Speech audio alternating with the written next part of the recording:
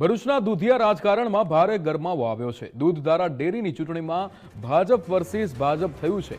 ભાજપની સામે જ ભાજપ એમએલએ પેનલ ઉતારી છે। ડેરીના ચેરમેન ઘનશ્યામ પટેલ સાથે ખાસ વાત થઈ હતી। છેલ્લા 17 વર્ષથી ચેરમેન તરીકે ફરજ બજાવે છે। છેલ્લા 17 વર્ષથી બિનહરીફ જીતે છે ઘનશ્યામ પટેલ। મેન્ડેટ બાદ પણ અરુણસિંહ રાણાને અહીંયા પેનલ ઉતારી છે। અરુણસિંહ, જિગ્નેશ પટેલ, પ્રકાશ દેસાઈની પેનલ। જિગ્નેશ પટેલ ભાજપનો સક્રિય કાર્યકર છે તેવું નિવેદન અહીંયા ઘનશ્યામ પટેલે આપ્યું હતું। જિગ્નેશ પટેલને અત્યાર સુધી કોઈ હોદ્દો મળ્યો જ નથી તેવું પણ કહ્યું। ભરૂચ જિલ્લામાં દૂધધારા ડેરીની ચૂંટણી વધુ રસપ્રદ બની રહી છે, કારણ કે પ્રદેશ અધ્યક્ષમાંથી જે મેન્ડેટ આપવાની પ્રક્રિયા છે તે કરવામાં આવી હતી, જેમાંથી 15 મેન્ડેટ પ્રદેશ અધ્યક્ષ દ્વારા જાહેર કરવામાં આવ્યા હતા, જેમાંથી ઘનશ્યામભાઈ પેનલ છે જે દૂધધારા ડેરીના હાલના ચેરમેન છે, તેઓના 12 મેન્ડેટ હતા, સાથે સામેના 3 હતા, પરંતુ જે 3 ઉમેદવાર હતા તેમણે 2 મેન્ડેટનો અસ્વીકાર કર્યો હતો, જ્યારે એકને ઘનશ્યામભાઈ પટેલે બિનહરીફ કર્યા હતા। છતાં પણ જેને બિનહરીફ કર્યા છે તેમણે પોતાની પેનલને યથાવત રાખી છે અને પક્ષની વિરુદ્ધ પ્રવૃત્તિ કરી હોય તેવા અહેવાલો મળી રહ્યા છે, જેના પગલે ક્યાંક ને ક્યાંક ભરૂચ જિલ્લામાં જ ભાજપમાં અંદરો-અંદર વિવાદ હોય તેવા દ્રશ્યો જોવા મળે છે। આપણી સાથે ઘનશ્યામભાઈ જોડાઈ ગયા છે। ઘનશ્યામભાઈ દૂધધારા ડેરીના ચેરમેન છે અને છેલ્લા ઘણા સમયથી તેઓ બિનહરીફ ચૂંટાઈને આવતા હતા, પરંતુ હાલમાં ભાજપની સામે જ ભાજપની પેનલ મેદાનમાં ઉતરી છે। ખાસ વાત કરીએ તો ઘનશ્યામભાઈ, તમે કેટલા સમયથી દૂધધારા ડેરીના ચેરમેન છો અને અત્યારે હાલ ચૂંટણીનો માહોલ છે, શું કહેશો?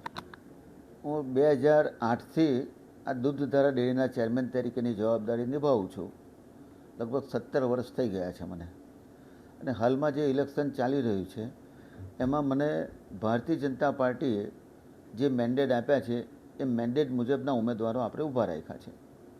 એક ઉમેદવાર પ્રકાશભાઈ દેસાઈને બિનહરીફ પણ કર્યા છે। બીજા મહિલા ઉમેદવાર શાંતાબેન પટેલ, તેઓને મેં ટેલિફોનિક વાત પણ કરી હતી કે બેન, આપણે બધા મેન્ડેટના નિયમ અનુસરવાનું છે, તો આપણે બધા એક નિશાન રાખીએ અને આપણી સામેના ઉમેદવારોને ફોર્મ પાછું ખેંચાવીએ તો બંને બહેનો આપણે બિનહરીફ થઈ જાય। પણ બેને મેન્ડેટનો અસ્વીકાર કર્યો અને મને કે ના ભાઈ, મારે તો પેલી પેનલનું જ નિશાન લેવું છે, એટલે પછી એમને ચાવી નિશાન લીધું છે।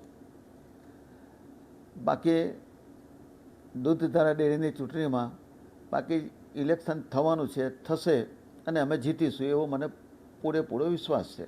ખાસ વાત કરીએ તો ભરૂચ જિલ્લામાં દૂધધારા ડેરીની ચૂંટણી રસપ્રદ બની રહી છે અને ભાજપની સામે ભાજપની પેનલ ઉતારવામાં આવી છે, જેને લઈને ખેડામાં જે નિર્ણય લેવાયો છે સસ્પેન્ડનો નિર્ણય, તે નિર્ણય ભરૂચમાં પણ લઈ શકાય તેવી શક્યતાઓ વર્તાઈ રહી છે। પરંતુ ઘનશ્યામભાઈ પટેલ છેલ્લા 17-18 વર્ષથી દૂધધારા ડેરીનું સંચાલન કરી રહ્યા છે અને આ વખતે ફરી તેઓએ પોતાની પેનલ પણ ઊભી કરી છે અને પ્રથમ વખત તેમના જ ભાજપના જે અન્ય પક્ષોમાંથી ભાજપમાં જોડાયેલા છે તેઓએ પોતાની પેનલ ઊભી કરી અને પક્ષ વિરોધી પ્રવૃત્તિ કરી હોવાના પણ આક્ષેપ થઈ રહ્યા છે।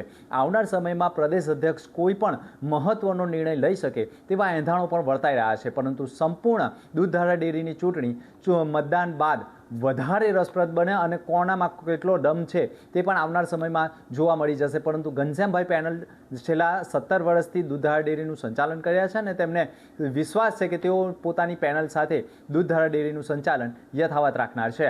મનોજ ખંભાતા સાથે દિનેશ મકવાણા, ગુજરાત।